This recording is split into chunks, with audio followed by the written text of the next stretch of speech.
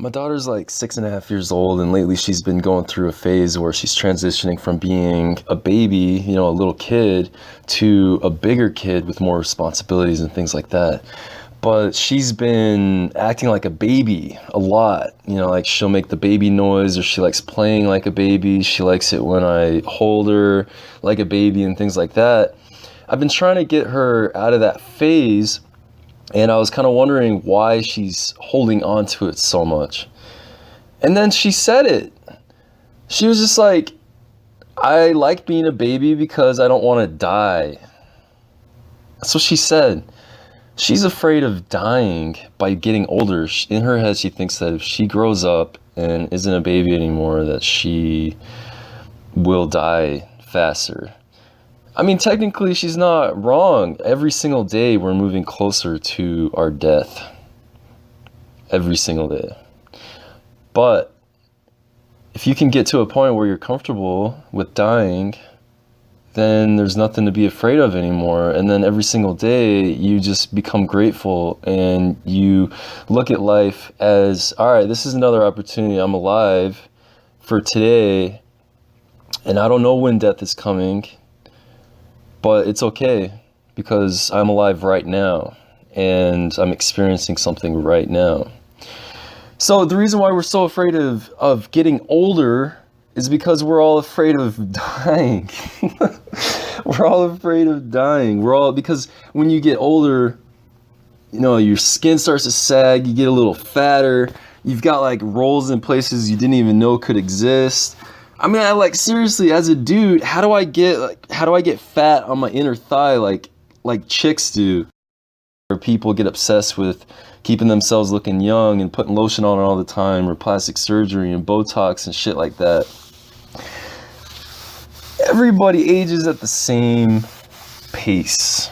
Everybody ages at the same amount of time, in this 3D world and this linear time that we've constructed for ourselves to understand our place in the world. We're all aging at that same rate. That's what I tell myself.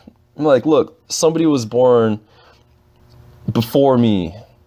A lot of people were born after me.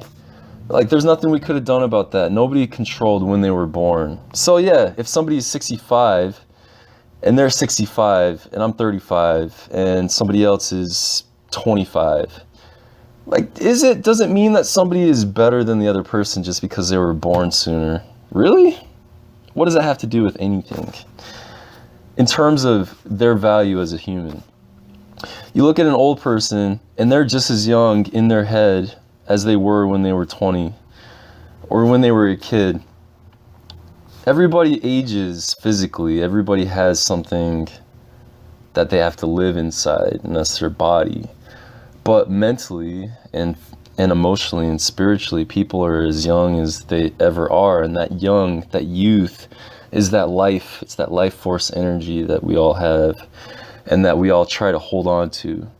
Why do you think that youth is so valued in society? Is because we recognize it without actually putting that definition on it. It's life. We love babies, we love puppies, is because they're so full of life and nothing else bringing them down, like human thoughts and ego. So that's why we're afraid of dying, that's why we're afraid of aging, is because we're afraid of dying. But something else that has helped me when I think about dying is that my death, I might know when it's coming if I end up having cancer, or I might know it for a split second before getting into a car accident or something like that. I know that I'm going to die. But after that, who knows? I might end up going and being judged by some deity. I might end up just being completely blank, just like I am when I'm dreaming. I might end up just going into my life force energetic form, and the energy just spreads around to other life to provide life for other things. Because that's what happens when you die. You just transform. Your energy becomes a part of a bunch of other beings at that point. And I think it's beautiful because it's always a balance between life and death. Look at the moon, for example. A new moon is completely black. It's like death. You look at a full moon and it's like life. It's lit. It's the opposite. There always has to be two sides to balance off of each other. And right now you're right in the middle between life and death. You are in the now, you're in the moment. And that's the only thing that's real.